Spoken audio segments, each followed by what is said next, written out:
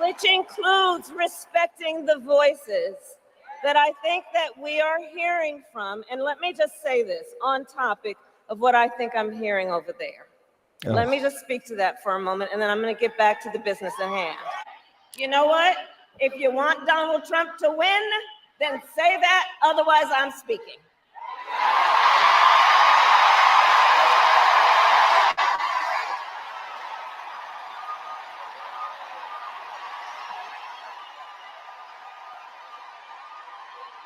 Which includes respecting the voices that I think that we are hearing from.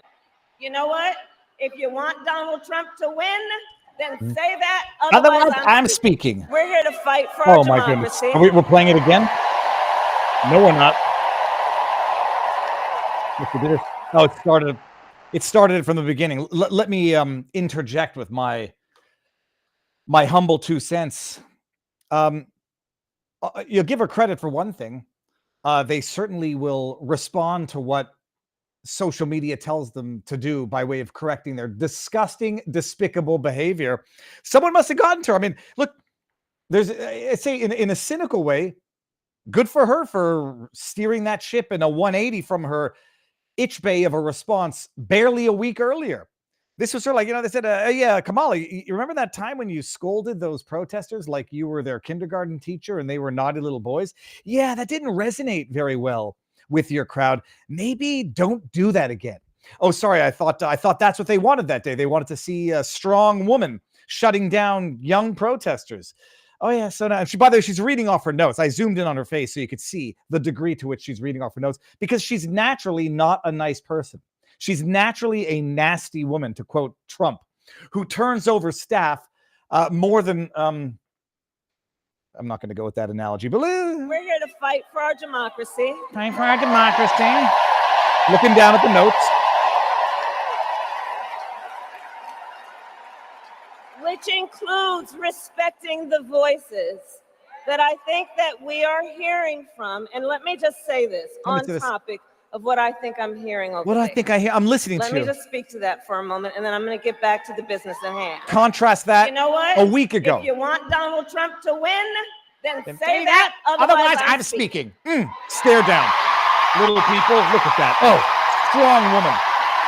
Look at that. Wait, I love it. Every time I see it, right now. Oh. You want more of that? Plenty more where that came from. Yeah, she's not a nice person, but at the very least, she does what is necessary for popularity. You can't hate the media enough. You think you hate them, and you know that you can't hate them enough. She is just an awful liar who will say and do anything, literally say anything and literally do anything to further her political career. I won't get into the Willie Brown jokes or the Montel Williams jokes, but I did. When I say that she'll say anything to get elected, I made a joke earlier. In case you haven't heard, she's endorsing Trump. It's an amazing thing. She just came out. She wholeheartedly endorsed Trump. She'll say anything to get elected. When she thinks it's cool to beat down on young protesters who are there protesting what they perceive to be the genocide in the Middle East, she'll beat them down. And she'll get the roar of applause from her idiot sycophant crowd because that's what they wanted that day. And the next day they'll cheer. Oh, today's sensitive listening to the protesters, Kamala. The other day was itch bay nasty beating down on the protesters, and we love both of them depending on the day. And she'll that ship will just go whichever way the wind is blowing there. But the wind is blowing another way today. What's the? Oh yes, that's right. Remember that whole thing? Write on your receipts, write on your invoices. No tax on tips. Vote Trump. Kamala heard. And eliminate taxes on tips for service and hospitality workers. Hospitality. It's a misspeak, but my goodness, it's kind of funny anyhow. Eliminate tax and tips for hospitality workers. And eliminate taxes on tips for service and hospitality workers. You know where I heard that? I heard that from such campaigns as Donald Trump. It's Biden's IRS that was coming down hard on taxing tips from hospitality workers. Eliminate taxes on tips for service and hospitality workers. And eliminate taxes on tips for service and hospitality workers and eliminate taxes on tips for service and hospitality workers. When I get to office, we are going to not charge taxes on tips, people making tips. I put out the pre-show vlog before we started today, and I said, like, it's a little despairing because you try not to, I don't say this judgmentally. It's not a question of being smart. It's a question of being informed. Someone can be informed and not be intelligent. So I'm not saying stupid, low information voters as in a judgment call on their capacity for intelligence, but rather on their propensity to be informed on the subjects that they take positions are. This is going to work. This deceitful, lying plagiarism is going to work on low information voters who get their information from the likes of CNN, MSNBC. Oh, that's a great idea. You're damn right it's a great idea. And Trump had it a long time ago. Oh, Kamala Harris, the failed delinquent derelict, like a derelict border czar, is now going to come out and say, we're going to be tough on the border. What's the other one I have here on the backdrop? We're going to get into all of this during the show in greater detail. What did she say here? She's going to be tough on the border. Did I have that? Did I have that clip here? Maybe it's this one? Hold on, I think it's this one. We know our immigration system is broken, and we know what it takes to fix it. Comprehensive reform. Oh yeah, she's going to be comprehensive reform. Includes strong border security and an earned pathway to citizenship. Can you believe they have the balls to come out and take this as a policy position? Strong border security.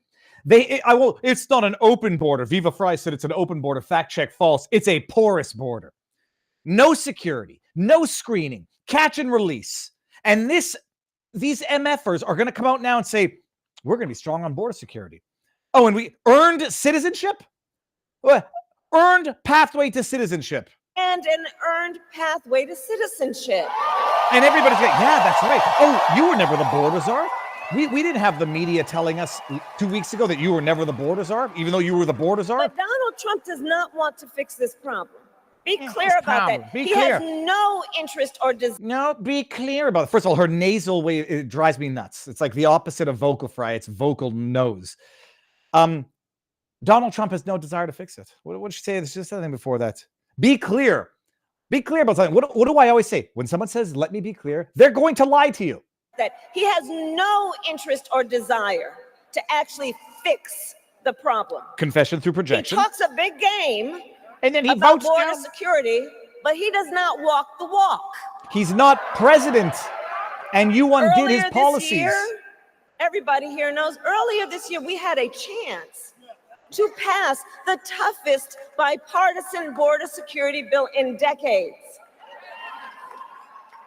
But Donald Trump tanked the deal. I can't even, I have to play it out. I have to play it out. 2 minutes of hate. Stolberg. Because he thought by doing that, it would help him win an election. But when I am president, I will sign the bill. When I am president, I will sign the bill to resolve the border crisis that I caused. And by the way, of course she'll sign that bill. You know why she'll sign that bill? Because that comprehensive bipartisan border bill was a steaming load of political garbage. It was not a Pandora's box. It was a trap. Of course she'll sign the bill. It gave DC courts exclusive jurisdiction to adjudicate on border issues between the states. Of course she'll sign that bill. It ratified illegal immigrants crossing the border, but less than 5,000 a day. It legalized illegal immigrants crossing the border so long as they didn't exceed 5,000 a day. Of course she'll sign that because it gave more power to DC and screwed the border states even harder. Low information, idiot voters. And they're sitting there clapping it up. Oh, Donald Trump torpedoed the deal. He wasn't president. Biden comes into office and the first thing he does is undo executive orders and opens up the border. Oh, sure, they're good. Oh, shit, we got 15 million illegals that came in our regime. First day in office, I will solve the problem I caused. And these idiots clap like barking seals. Oh. Said I wouldn't give myself a stroke, so I won't. But the best way to make sure that you know what's going on with your body, people, First sponsor. It's the sponsor of the night. Best way to make sure that you know what's going on with your body, Lumen, people. It's a wonderful thing. It's the world's first handheld metabolic coach. It's a device that measures your metabolism through your breath. And on the app, it lets you know if you're burning fat, carbs, and gives you tailored guidance to improve your nutrition, workouts, sleep, and even stress management, which I could use a little help with. I'm pretty good on my metabolism, but my goodness, I went for a jog this morning and it was so flipping hot. I actually had to walk for a few seconds to not pass out. It was too hot. How does Lumen work? All you have to do is breathe into your Lumen first thing in the morning and you'll know what's going on with your metabolism, whether you're burning mostly fats or carbs. Then Lumen gives you a personalized nutrition plan for the day based on your measurements. You can also breathe into it before and after workouts and meals so you know exactly what's going on with your body in real time, and Lumen will give you the tips to keep on top of your game. Your metabolism is your body's engine. It's how you burn fat, turn foods into energy, and keep going, because your metabolism is at the center of everything your body does. Optimal metabolic health translates into a bunch of benefits, including easier weight management, improved energy levels, better fitness, better sleep, etc. Lumen gives you recommendations to improve your metabolic health. It can also track your cycle on the onset of menopause, which I don't have to worry about. But if I go to the UK, maybe they're going to have to start warning men that they can go through menopause. I'll tell you about that in a second. Adjust your recommendations to keep your metabolism healthy throughout hormonal shifts so you can keep up your energy and stave off cravings. Go to the link, people. It's in there. Lumen.me/Viva. Lumen, LUMEN.me/Viva to get 15% off your Lumen, or just click the link below. It's in the description. Lumen.me/Viva, 15% off your purchase. Thank you, Lumen, for sponsoring tonight's show. Bada bing, bada boom. What was I going to say about hold on. It had to do with the Lumen, and it had to do with hormonal shifts. You see, I read things in the news, and I was like, this can't be true. It can't be true. NHS warning men of pregnancy prior to x-rays. Here we go. Look at this. This is from the Telegraph, people. I see it on Twitter, and I'm like, I'm not sharing this. This can't be right. Can't be right. Let me read. I'll read you the headline before I share the screen, actually, so that you know. It's crazy. NHS staff, that is, oh crap, what's the NHS? It's in the UK. This NHS staff told to ask men if they are pregnant before x-rays. New guidance requires radiographers to check whether all patients aged 12 to 55 could be expecting. Bullshit. It can't be true. We do not live in the world where this can be true. Oh, what's that? It's actually true. And I'm not creating an account. I'm going to go to the archive and put it in here. Last archive 13 hours ago, NHS x-ray operators have been told to ask men if they are pregnant before conducting scans, the Telegraph can reveal. Radiographers at multiple hospitals have been told they must check whether all patients aged 12 to 55 are pregnant, regardless of their sex, as part of inclusivity guidance. Oh, I don't want to jinx anything and say like meteorite, now's the time, because Lord knows that it might actually happen. I had this discussion with someone and like, well, of course they have to do that because the person can be a trans male. And I was like, you realize what just happened there, right? They just got you to use words that don't exist. A trans male is a female. So you don't need any guidance if you're going to ask a female if they're pregnant. Okay, well, they might have had that phallus sewn on, so they might look like a male. I don't think anyone's going to have that risk in any event. They might have had a phallus. What is it called? You know, take the skin off the arm and build a phallus. So the doctor might not know that they were born. They're a woman who has done body stuff to make them look what they think a man looks like. It's insanity. And I said, well, you're using the language now. You're playing the game, and they've moved the Overton window so much that you, an otherwise reasonable person with a decent amount of life experience, is now saying, well, it makes sense because they could be a trans man. So they could be they could be a woman, a man with a ding dong, and you better make sure he doesn't have a uterus. Like, what are your chromosomes? Do you have a uterus? No, then I don't need to ask if you're pregnant. Although, before taking an x-ray, you might want to ask them. Regardless, x-rays can cause problems if you have too many of them. Okay, everybody, good evening. And to the gentleman that I met fishing today, if you're watching tonight, good to see you digitally. I went fishing Loxahatchee. We landed the clown knife fish yesterday for the first time ever. We out-navigated. The alligator. And it was quite good. The video's up there on the interwebs. Now, let me just make sure I should have actually done this a long time ago. We're live across the interwebs. For those of you who are first-time watchers, Viva Fry, David Freiheit, former Montreal litigator turned current Florida Rumbler.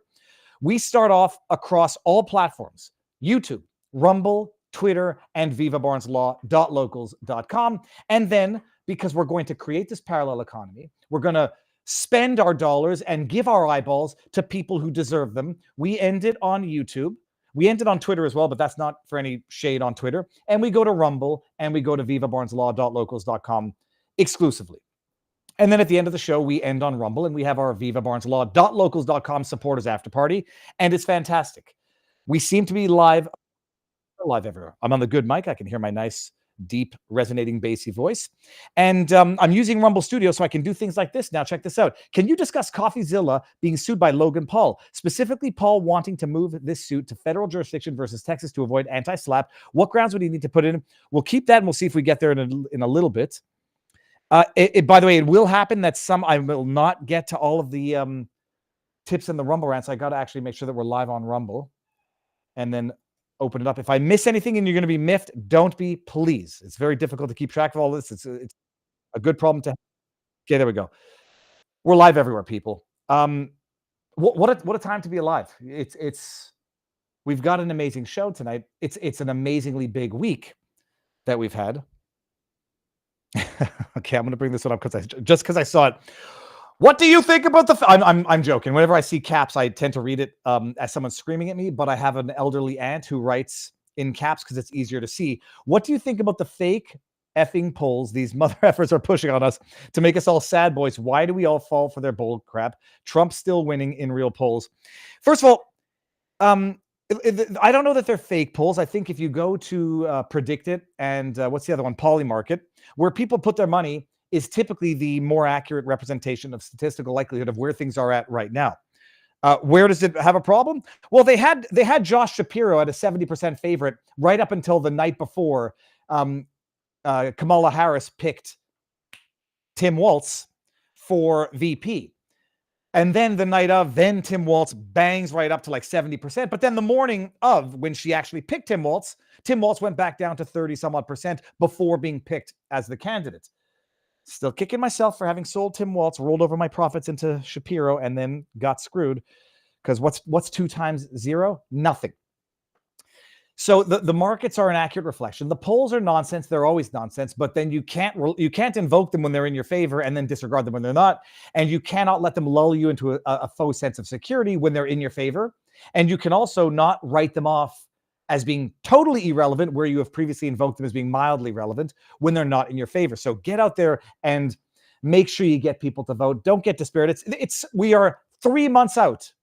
That's a long time. That's like an eternity. This totally inorganic manufactured honeymoon with Kamala Harris will fade. I would not waste any time trying to say what is a fake AI image and what isn't, and she doesn't have anybody coming to her rallies. I think it's a losing tactic. But I don't trust the polls for good or for bad. But when they are, the betting markets are a little bit different. And the betting markets had Tim Walz as the underdog right up until, and even at the underdog the morning he was selected. And speaking of Tim Walz, we're going to talk about it tonight. And speaking of liars and scumbags and pathological, immoral people who will say A and then not A depending on the day, Tim Walz, the campaign actually had to, this is from NBC News, they've had to now backtrack. Remember the whole thing about the stolen valor and the Mockingbird media, the propaganda arm of the Democrat Party, came out and said, it's not stolen valor. He served in whatever he did for 24 years. And now, after they lie to you about that, they lie to you, and then they tell you the truth a week later. Tim Walz misspoke when he discussed using weapons in war, campaign says. The statement from the Harris campaign follows criticism of Walz's military record by vice presidential candidate. Do you understand? Even when they tell the truth, they lie because they're the scum of the earth. Nobody was criticizing his military record. They were calling him a liar for having lied about his combat experience. Anybody who does 24 years in the National Guard, whatever he did, deserves praise for what they did. Nobody's criticizing the fact that he did 24 years of the National Guard. They're calling him a liar because he stole valor by falsely alleging that he carried weapons of war in war. And then they said you were a liar for saying it. They said everyone who says that is wrongly accusing another veteran of his military service. But now they can't even tell the truth properly when they tell it. Nobody criticized his military record. They criticized him for lying about his wartime combat experience. Having been one of those that came back, we were in support of OEF, but being sitting in there with OIF veterans, when we came back, they showed us the horse whisperer and told us to be nice when we went home. And that was the extent of it. That was in 2004. Now, I'm proud to say that because of the people sitting in here and people who came before me, things have changed over the last 4 years. They have not changed enough. But Mr. Kennedy is following and moving something forward that the late senator from Minnesota, Senator Wellstone, advocated so clearly: mental health parity, and this issue of destigmatizing mental health, of understanding. And I, being in there and knowing as a first sergeant, know exactly what you're saying, and watching as people aren't trained on this, that there is there's a discrimination that goes against a soldier who has the courage, the fortitude, and, as you said, the insight to admit this. So having been one of those that came back, we were in support of OEF, but being setting.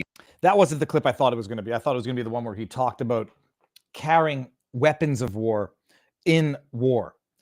So lying about his military experience in terms of having been to combat so that he could push an anti-gun agenda, which is what he was also doing. These weapons of war have no place except in times of war. And I've carried these weapons of war in war, which was a lie and always will be a lie.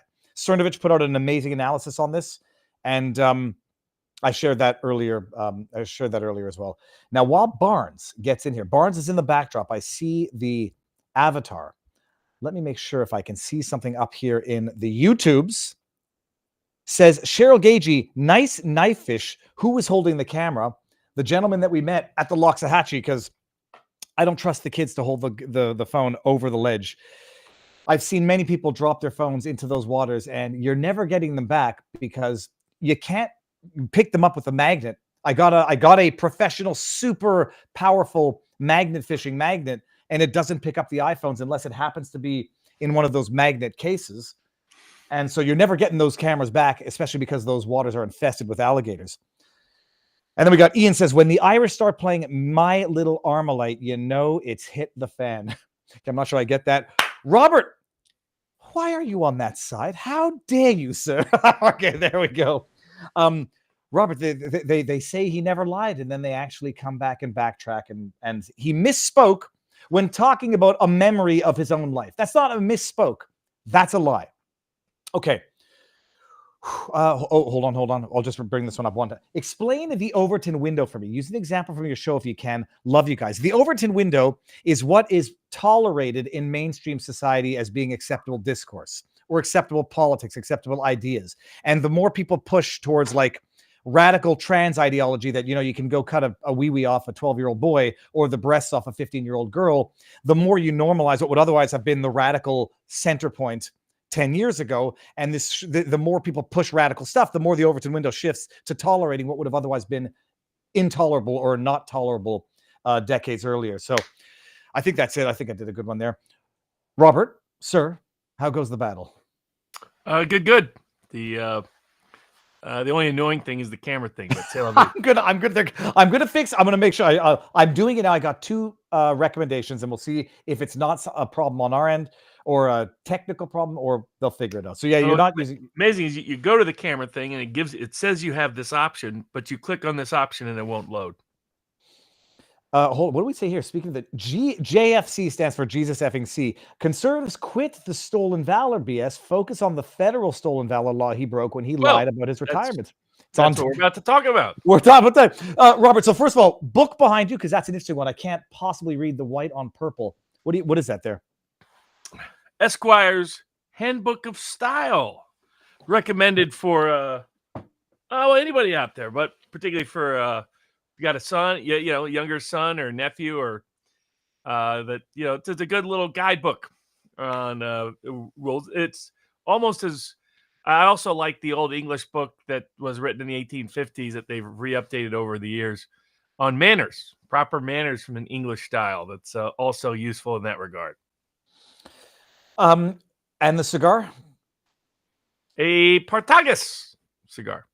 I always ask the question just because it was the ritual earlier on. I have no idea about anything of cigars except for Cohibas, which my dad used to have. He's still alive, but he used to have them. Because you're Canadian, you got the real Cubans. Yep. But the thing is, he got the real Cubans, except they were always stale, dry, moldy because he didn't have a proper humidor. So, that's too bad. I don't know. There was actually a cool little cigar shop in Toronto that got Cuban tobacco shipped to them directly, and they made their own cigars with Cuban tobacco. Been there since the 1960s. I'm screen grabbing this. Says Viva, look at your ex live stream. I posted the laws he broke. Oh, well, okay, we're gonna get there. Robert, what do we have on the menu for tonight? It's gonna be one of them is did Walz violate the stolen valor law? For those that may not remember, the original version of the stolen valor law was struck down by the Supreme Court as unconstitutional. So some people think the older law still applies when it doesn't. There is a new law, and we'll discuss whether or not it applies to the situation with Walz. Big antitrust decision. We've been talking about variations of these cases now for years. The first big judgment came down concerning, did Google violate the antitrust laws? Are they an illegal monopoly? Big decision that has big ramifications going forward. Rumble and Elon Musk team up to sue the woke advertisers doing a corporate boycott on the same or comparable antitrust grounds, and they get immediate results, at least in part, right out of the gate. You talked to Pavlovsky earlier in the week, the CEO of Rumble, and what he predicted came true within 24 hours of the outcome. We have but it's and where does the mindset come from? The mentality come from these corporate blacklisting that is occurring based on ideological purposes of alternative platforms, platforming independent voices. The Ripple gets a final win against the SEC in the ongoing crypto battles by the Biden administration. The UK is threatening to extradite Americans based on their speech to be prosecuted in England. I must admit, one of my red coat tweets, I was like, I wonder how it could. We'll get there. How it could possibly happen. No doubt. Tulsi Gabbard, former Congresswoman Tulsi Gabbard, it was disclosed by whistleblowers this week, had been put on a secret watch list and was being spied on and surveilled and monitored and followed by government officials for the last several years. Scott Ritter, famous critic of American foreign policy, had his home raided this week by the federal government. This appears to be political payback, and they're using and abusing that same law they used against General Flynn, the Foreign Agents Registration Act, that somehow managed to never get used against Hunter Biden and the Biden family, despite additional disclosures in that Hunter Biden case upcoming in California concerning exactly that illicit activity. Speaking of political lawfare, Robert Kennedy Jr. spent this past week in New York state courts as they try to strike him from the ballot, disputing his residence. Mm-hmm. There's all kinds of problems with that lawsuit. It's always interesting when they decide they have jurisdiction and when they don't, because that relates to another question that was the discussion of the Barnes brief this week.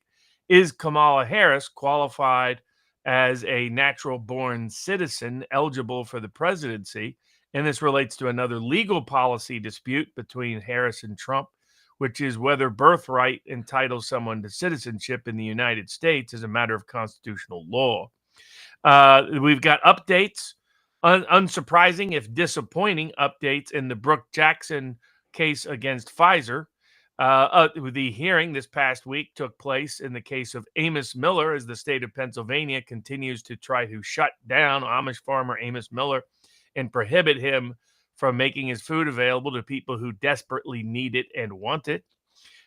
Many vaccine mandate updates across the country. We've had about a half dozen decisions over the last 6 weeks over where those cases are going in terms of Title VII discrimination or First Amendment discrimination particularly. Nick Rekieta had some big news in his case that we'll have an update on. how do they really pick juries, and when is it unconstitutional? Second Circuit case gave some direction and guidance on how our juries are really picked in American federal courts.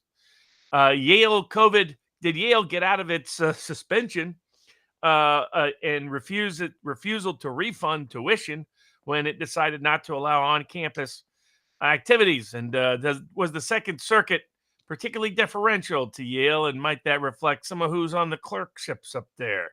We'll discuss that in a bit. Of my once would have been, could have been, but not alma mater. Secret Service decided to do a little raid on a little salon without any approval. Iran, supposedly, maybe not Iran, hacked the Trump campaign.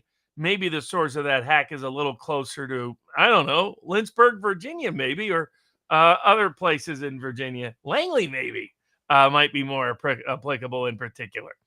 And then Kamala Harris's ties to various left-wing organizations being exposed and brought up on our board as a couple of the topics they wanted us to cover. So just a few cases on the docket tonight. Well, let's start. I don't know which one we start. Let's start let's start with Walz, the commie governor of Minnesota. So I will bring up, let me see, I'm going to get to the live stream, the Stolen Valor Act of 2013. I'll bring it up in a second. To summarize for those who don't know, there have been numerous accusations against Tim Walz. I will never be able to say his name without kicking myself for that. I should not be politically betting. I can't deal with losses. I'll never stop. I can't steal. Okay. Tim Walz, but if you want, anybody out there, you want a whole list of political bets, sports bets, futures bets, week 1 bets, we got them all up at sportspicks.locals.com. We got, 30, 40, 50, depending on the sport, depending on the outcome, bets already up. And I think the political betting markets are going to be I don't know if I can ever top 2016, but I think it will be one of the most profitable betting periods out there. So if you want the insights, you can go to sportspicks.locals.com, and we got a bunch of political betting recommendations because I think the markets are off where they should be. Well, and also, I don't know if you use Polymarket or Predicted. Polymarket's the best. But you can only invest with cryptocurrency on Polymarket. And there might be additional utility for that sort of thing, especially if, let's say, the UK government decides Viva's been a bad boy. You might need a little extra currency to get out of Dodge. Oh, yeah, because the thing with Predicted doesn't have that many markets. Polymarket really has a lot of markets, and some of them do seem to be way off. But Tim Walz, he was 24 years. I want to say National Guard, but it wasn't National Guard. What was the nature of the service? It wasn't. No, you're absolutely right. It was National Guard. Okay, so National Guard, he served in peacetime issues, floods and the like, and he did 24 years, and it's a commendable thing. The problem with him, and I'll try to find the clip when you explain this and flesh it out for us, he specifically said that he carried weapons of war during times of war. Oh, not only that, he suffered post-traumatic stress disorder from his time in Afghanistan, fighting on the front lines. So there's that. Then there's the issue about him running for office and submitting his retirement papers 2 months before his battalion that he was the leader of was going to be sent off to Iraq. And it was like, well, oh, we're going to Iraq. Time to retire. Let's get that in real fast. No, and so the retort to that was that, oh, well, he submitted his papers before the battalion was deployed, except as Cernovich noted, he damn well knew upwards of 6 months before and decided to do it. So that's the retort to the media fake narrative. But the bottom line, he objectively outright lied about having been in combat. I thought it was only once, but apparently it's more than once. And now he's got to backtrack. He misspoke. People are suggesting he might have violated is it the 2013? Right. Well, because some people don't remember that the old Stolen Valor law was struck down by the Supreme Court. So under the old Stolen Valor law, he would be completely guilty. But that Stolen Valor law was struck down by the Supreme Court correctly, in my view, because they said, look, you're criminalizing speech. That if someone, claims to be something that they're not, but there's no consequence of that other than in the court of public opinion or politics, then you are criminalizing pure speech. And so the original Stolen Valor Act was struck down as unconstitutional. So they came up with a new one in 2013. And what this required is it reduced the criminal scope of the stolen valor laws to fraud. So in other words, you have to have actually obtained money, benefit. property, or something of value Yeah. for your false claims of military heroism. Not to play devil's advocate to look to criminalize speech where it shouldn't be, but what is something of value defined as? Political profit? Is that something of value? It's going to be historically First Amendment interpreted. So it's going to be that it needs to be something analogous to consumer fraud laws in order to be constitutional. Because if something is of value is merely the increased your chances of winning an election, then the problem is then you're right in the core of free speech. Yeah. And so something of value has got to be something like the equal to what's before it. In other words, money, property, something analogous to that. Other tangible benefits. So obviously, if he were to have received any sort of compensation for post-traumatic stress disorder for combat that he never saw, that would be a higher retirement designation. Like maybe he didn't get it, but maybe he tried. For example, because of how and when he resigned, he went. My understanding is that required a demotion because he didn't finish certain coursework and duties and obligations. A demotion in his status, which would in turn impact his pension and benefits. And did he falsely apply and claim to be a higher, because he throughout his after he resigned, he lied about what status he had. He had been demoted because of how he resigned, but he kept lying about that until just now, really. Mm-hmm. And so, did he lie when he applied for benefits? Did he lie when he applied for any other kind of pension or other aspects of monetary tangible benefits from the government? And that's why if this was J.D. Vance, if we just changed the names from J.D. Vance to Tim Walz, J.D. Vance would have already not only stepped down from VP, he would have resigned from the Senate, because the media would be talking about this nonstop 24/7, demanding full disclosure of what he submitted to the government. Yet the media here, of course, is doing their typical propagandist job of illicit campaign contributions, misusing their monopoly of the airwaves, all of which should be civilly and criminally investigated. I mean, if we're serious about restoring constitutional democracy, the media needs CNN, ABC, NBC, New York Times, these big, but definitely the ones that have access and monopoly on the airwaves, they need to be subject to civil and criminal investigations because they become nothing more than the Pravda for the Democratic Party. But the big question is, what did he submit?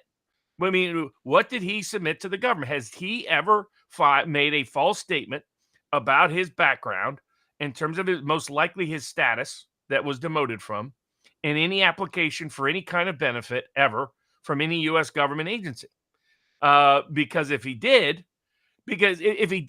then he knows he's been lying all these years, right? Either he knew he was publicly lying because he admitted to the government he didn't have that particular status, or he also lied to the government as well, and then he did commit a federal crime. And you got a criminal, a real criminal, on the ticket for the Democratic Party. Sorry, I got a tickle in my throat. Now my eyeball is watering. What would be required actually to find out? I mean, FOIA requests for. Well, no. I mean, he would. You need media pressure on him to disclose it, because now, if he was a Republican, the military would leak it, like they did in 2022. Remember, they leaked records about political people repeatedly to a Democratic request. Admitted later, golly gee, oops, we just made a mistake. They're not going to do that with Walz because they're so ideologically aligned with the Democratic Party. But there needs to be media pressure on him. Of course, if he doesn't do it, then I'm sure J.D. Vance might have that question for him in the vice presidential debate. It's unbelievable. It's just scoundrelous, unbelievable. You've also seen, Robert, now that Kamala Harris is adopting Trump's campaign policy of no tax on tips. Not only that, she's running against whoever the president is, whoever the current administration is. She's going to fix all those problems of the current administration. she's going to do something about inflation. She's going to do something about whoever the current administration doesn't know what's going on. Kamala Harris is running against Kamala Harris. Let's see how that works for them. I'm going to get to the tips afterwards on YouTube and everywhere. But Viva, I sent you a Rumble ad yesterday. It would be an honor to participate in this parallel economy with you. Keep up the great fight, my brother. And that is Cultivated Mind. I screen grabbed that, so I'll get to you afterwards for sure. And folks out there, you can, if you don't like ads and all the rest, or you just want to support independent free speech platforms, you can now become a premium member of Rumble, which I've already done. I do it on YouTube too because I don't like the ads, but I do it for Rumble to support Rumble, to help monetize Rumble. As there's, what Rumble disclosed with Elon Musk this week is how they have been subject to a corporate boycott, a corporate blacklist by the woke ideological agenda that has taken over the advertising budgeting departments of major corporations, including, surprisingly, Dunkin' Donuts. Dunkin' Donuts supposed to be American. I used to eat there when I was a kid. My dad loved their eclairs. And now it turns out they got a bunch of commies controlling their advertising budget. The eclair. We're going to do this one, and then we're going to go over to Rumble, because this is the one that everybody on YouTube should need to hear about. X and Rumble sued various entities, but the top of the umbrella was WFA, the World Federation of Advertisers. It is a partner with the WEF, the World Economic Forum, and the WFA has what they call an initiative known as the acronym GARM, the Global Alliance for Responsible Media. They forgot. They originally planned on that acronym spelling, GERM, because then at least be more accurate for what their effect is on the economy. Yeah, it's just missing the S at the end. It needs a Soviet at the end, because this is perfect communism in action. We have an alliance, it's an initiative, and you can become a member, and we take care of security and safety on the internet. And they bragged about it on their own website that they controlled 90% of online ad spending, something in the order of $700 billion. And that if you want to be a member of the WFA, you have to adhere to certain protocol. And if they don't like you, they then pressure all of the agencies who control all of the companies, and they don't advertise on you. They boycott you, and they try to bankrupt you for not adhering to their safety protocol, their brand protocol. The only issue is this was disclosed by way of an exhibit in the X Twitter lawsuit. You have this guy, Radowski, I don't know, his name doesn't really matter. He's on the board of the WFA, talking about how Unilever wants to see evidence that overtly partisan content is being appropriately censored. Nothing to do with security, safety, or whatever. Overtly partisan content, such as, and they put in brackets, the Hunter Biden laptop expose. So we basically find out that this is a partisan, politicized, they call it an illegal boycott. And I think people took issue with that because they say, look, we can do whatever the hell we want. We're private companies. The question is, that's never been true, right? You can't engage in antitrust behavior. You can't engage in various forms of consumer fraud. And there's a wide range of boycotts and blacklists that you can't do. There's some boycotts and blacklists that are legal, and there's some that are not. Assuming that this is sort of the corporate whore wing of the so-called conservative movement. That basically, if it's a corporation, everything they do is just fine. This is the quote-unquote libertarians who aren't really libertarians at all, because when it comes to individual liberty versus big corporations, by golly, all they care about is big corporations. We have a Supreme Court justice. That's all she cares about. Amy Coney Barrett is big corporations, not individuals. But that has never been true. I mean, it's partially a populist libertarian divide, but it's also just not accurate as to the law. No, as a corporation, you don't get to do whatever you want. Well, they sued. We'll see, and especially they sued alleging Sherman Act antitrust violations because, by their own admission, they control 90% of the ad spends. That's pretty close to a monopoly, and they filed suit.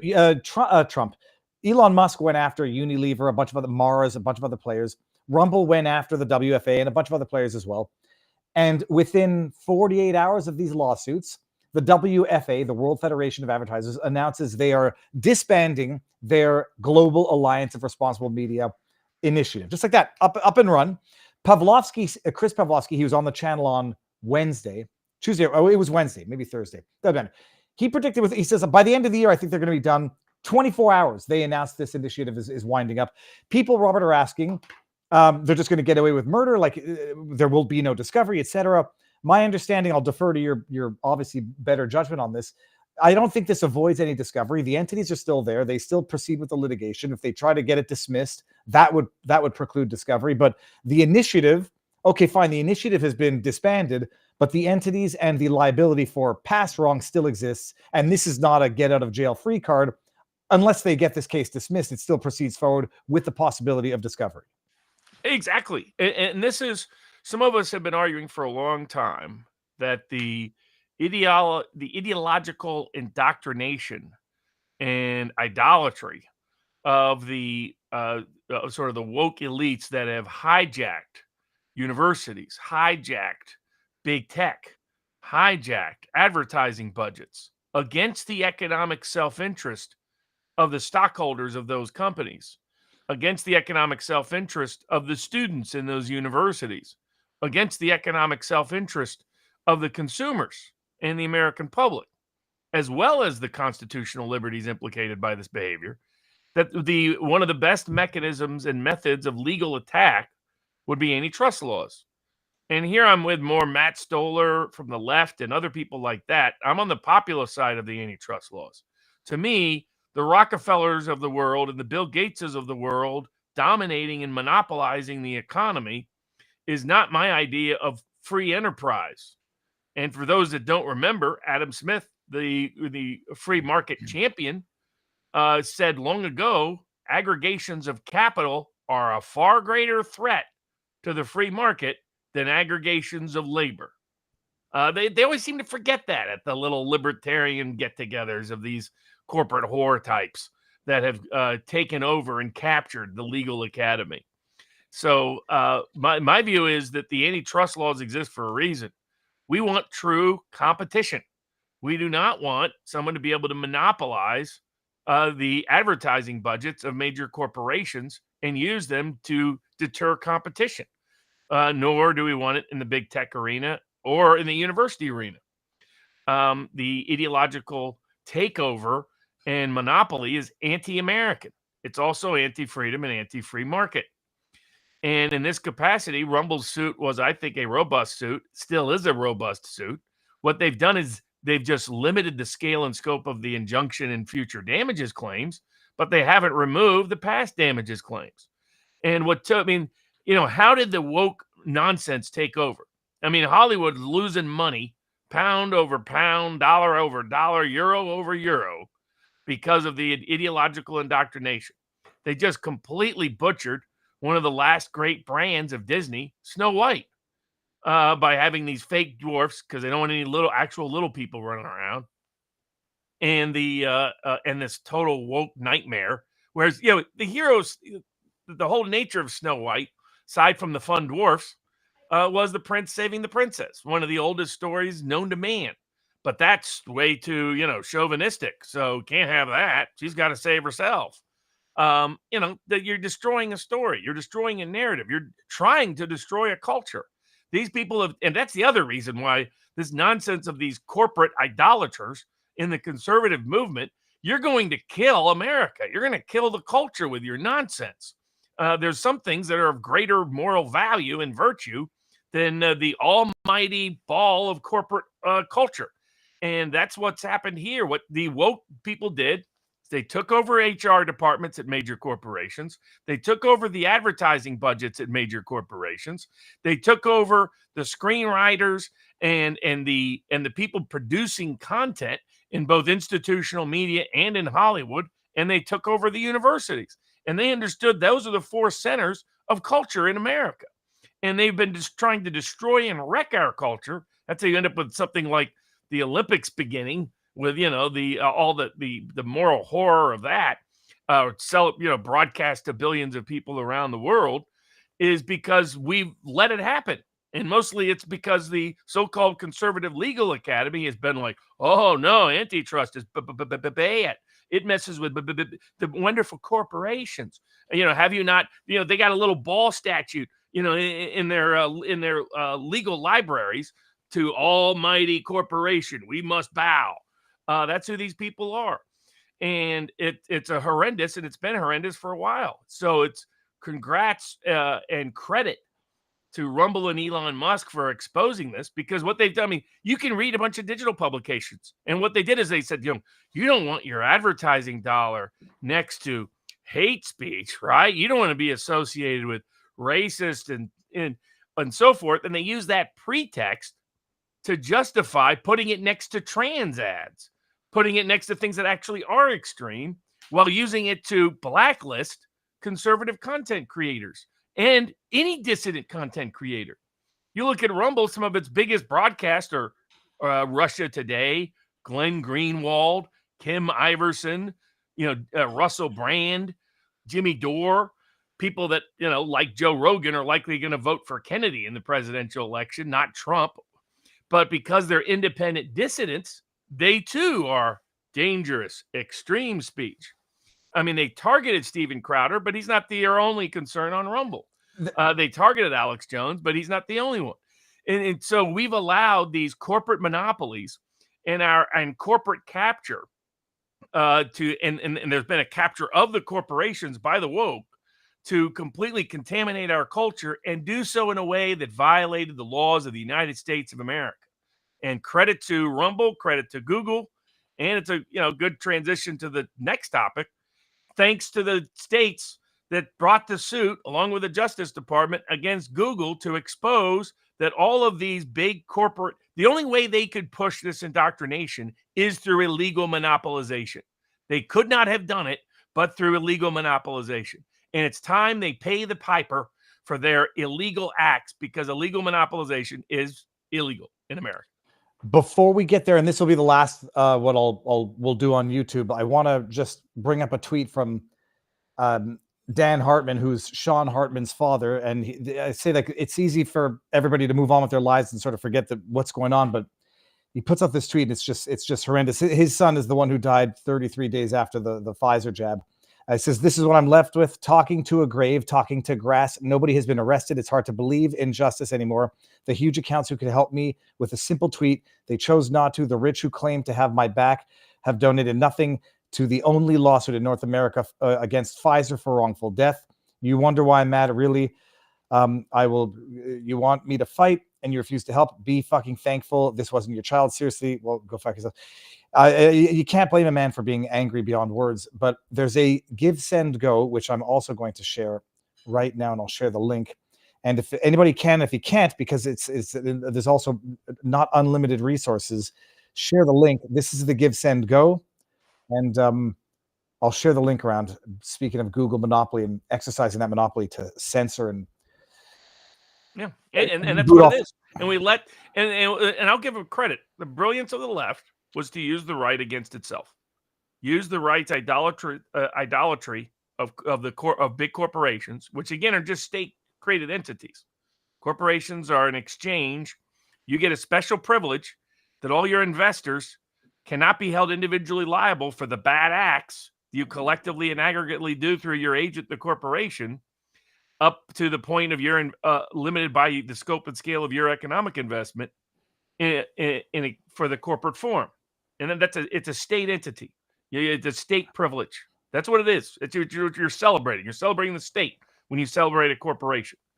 And they use the corporate form in substantial part to be able to indoctrinate our own kids and an entire generation against our culture and our beliefs in ways that has caused and wreaked havoc in our culture. And has caused specific economic harm to the ability to compete. And so and none of this could have existed but for monopolistic practices. Just like the people pretending Google had a natural monopoly. No, they didn't.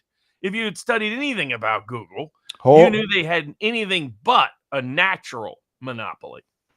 We're going to get to that in Rumble. Let me just read a bunch of the YouTube super chats that I won't be able to bring up later. Yes, this is from Kimmy Hunt, who says, yes, Walz applied for retirement and military benefits under E9. The military knocked his paperwork down to E8. And now I got to go see what that is. He committed stolen valor. He violated the Stolen Valor Act. He's a federal criminal. Well, we're going to see if we can verify that. Barnes, I believe you were referring to the House of Horvath cigar manufacturers in Toronto.